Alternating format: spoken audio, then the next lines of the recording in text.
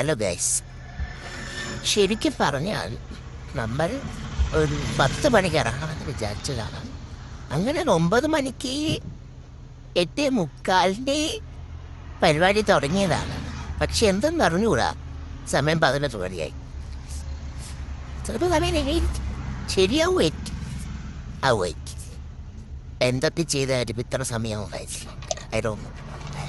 എങ്ങോട്ടാണ് വന്നതെന്ന് പറഞ്ഞില്ലല്ലോ. നമ്മളെ ഫ്രണ്ട്സ് എല്ലാവരുമായിട്ടൊന്ന് ഒരു ഗെറ്റ് ടുഗെദർ പോലെ നമ്മളൊരു വീടൊക്കെ റെൻറ്റിനെടുത്ത് വിത്ത് പൂളൊക്കെ ഉണ്ട് കേട്ടോ. പക്ഷെ ഞാൻ രാത്രി സ്റ്റേ ചെയ്തില്ല, ബാക്കിയുള്ളവരൊക്കെ രാത്രി സ്റ്റേ ചെയ്തു.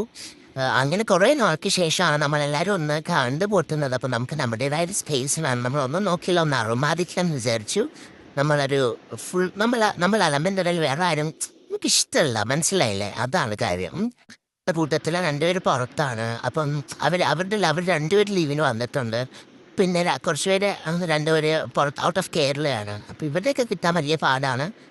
അപ്പം ഇവരൊക്കെ ആക്ച്വലി നമ്മൾ എത്ര വർഷത്തിന് ശേഷം എല്ലാവരും ഒരുമിച്ച് നാട്ടിലെത്തുന്നത്.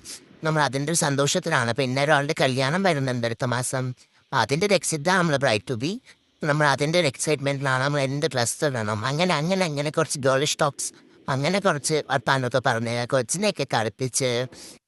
ആക്ച്വലി സമയം പോയത് അറിഞ്ഞതേ ഇല്ല. രാവിലെ വന്നു, പെട്ടെന്ന് 4 മണി നമുക്ക് സമയം ഉണ്ടായിരുന്ന 4 മണിക്ക് ചെക്കൗട്ടാണ്. ബാവ കുറച്ച് കഴിഞ്ഞപ്പോഴേക്കും ഉറങ്ങി. സുഖമായിട്ട് വന്നുകൊണ്ട് കിടത്തി, അവിടെ കിടന്ന് സുഖമായിട്ട് ഉറങ്ങി. അപ്പോഴത്തേക്ക് നമ്മളെ ഫുഡ് എന്ത് കഴിക്കണം അതിനെപ്പറ്റിയൊക്കെ ചിന്തിച്ച് ഫുഡൊക്കെ ഓർഡർ ചെയ്ത് വന്നു. നമ്മൾ കഴിച്ചു. മന്തിയാണ് കഴിച്ചത്. വീഡിയോ എടുത്തില്ല. ഫുഡ് കഴിക്കുമ്പോൾ നമ്മൾ പണ്ടേ വീഡിയോ എടുക്കാറില്ലല്ലോ. പിന്നെ ഇതാണ് പൂള്. ഞാൻ രാത്രി പൂളിൽ നിന്നില്ല, സ്റ്റേ ചെയ്തില്ല. പിന്നെ കുറച്ച് ഫോട്ടോ സെക്ഷൻസൊക്കെ ഉണ്ടായിരുന്നു. ഫോട്ടോസൊക്കെ എടുത്തു, കുറച്ച് വീഡിയോസൊക്കെ എടുത്തു. ഞാൻ ഇതിൻ്റെ ഇടയ്ക്ക് ബ്ലോഗ് എടുത്തു. ആക്ച്വലി ഇവിടുത്തെ സംസാരിക്കുന്ന ബ്ലോഗിൻ്റെ കാര്യം മറന്നു. ഇതാണ് കേട്ടോ പൂള്. ഇത് രാത്രിത്തെ അർമാദമാണ്. അപ്പോൾ ഇത്രയൊക്കെയുള്ളൂ. പുതിയ വീഡിയോയിൽ കാണാം. അതുവരേക്കും ബൈ.